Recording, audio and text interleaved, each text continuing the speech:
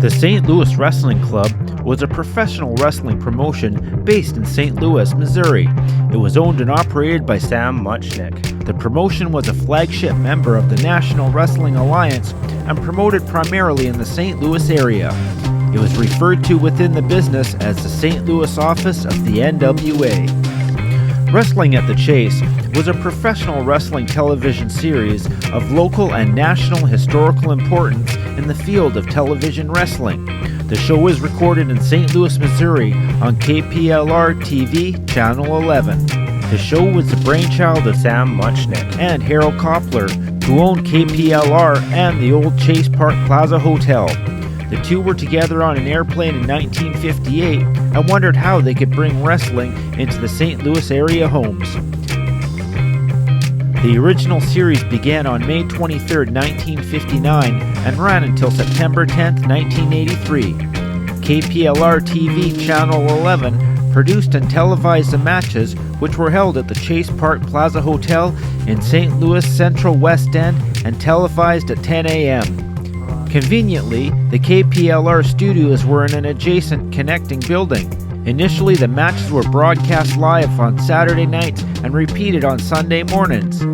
This production method was later replaced by live-to-tape system, meaning that while the performances recorded for later broadcast, they were shot entirely in one take as if airing live, so that no allowances were made for unseen or unscripted developments or events. The show produced approximately 1,100 episodes over its 24 years.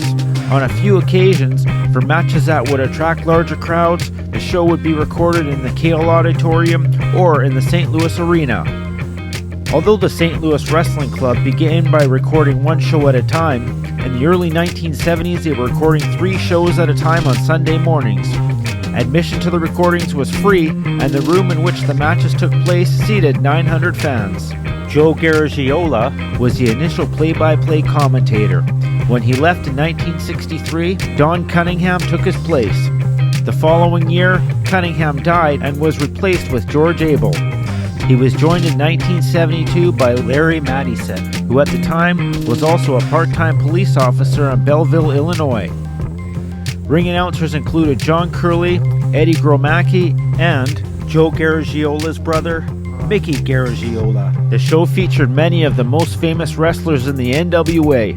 Participants included Ric Flair, Harley Race, Cowboy Bob Orton, Dick the Bruiser, Bruiser Brody, Gene Kiniski, Lou Thez, Dory Funk Jr., and Ted DiBiase.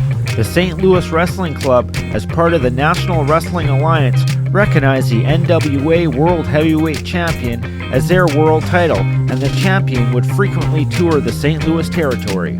Outside of the NWA World Heavyweight Championship, the territory recognized or promoted the following titles at some point in time: the NWA Missouri Heavyweight Championship, the NWA United States Heavyweight Championship, and the NWA Central States Heavyweight Championship. The Central States Heavyweight title was the forerunner to the Missouri Heavyweight Championship.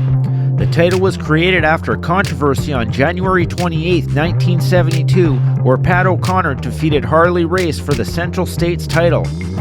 When promoters refused to recognize the title change and kept promoting Harley Race as the Central States champion, Muchnick stopped recognizing the Central States title, opting instead to create the Missouri Heavyweight title. Sam Muchnick gained a reputation as being a fair and honest promoter, which was uncommon in the early days of professional wrestling. In another anomaly, the St. Louis Wrestling Club did not recognize the Tag Team Championship, focusing mainly on singles, matches, and angles.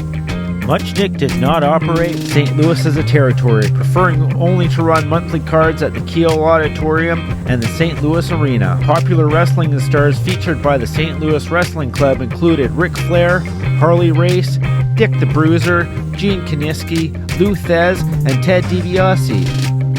Undercard spots were filled by wrestlers from Central States Wrestling, as Muchnick did not maintain a permanent roster. In 1982, Muchnick retired and the St. Louis Wrestling Club was purchased by Bob Geigel and others.